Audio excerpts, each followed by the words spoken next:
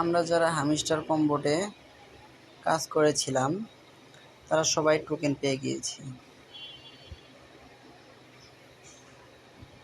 সবচেয়ে দুঃখজনক বিষয় হইল আমাদের টোকেনগুলো অনেকের কম টোকেন আসছে। দেন হচ্ছে যারা নতুন ইউজার তাদের জন্য সবচেয়ে হতাশার হলো এখানে আমাদেরকে যে টোটাল কয়েনগুলো দেওয়া হয়েছে সবগুলো একসাথে ক্লেম করতে পারবো না।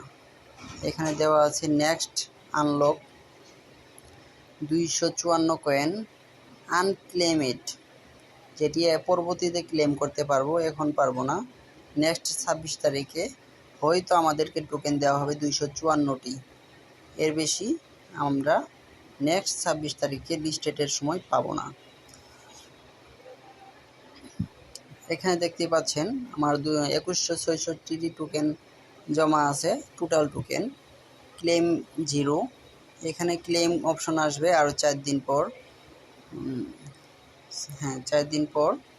তো ওই 4 দিন পর আমি মাত্র 254টি টোকেন ক্লেম করতে পারবো। আর আনক্লেমেড টোকেন থেকে যাবে 1900, যেটা পরবর্তীতে আমাদেরকে দেওয়া হবে।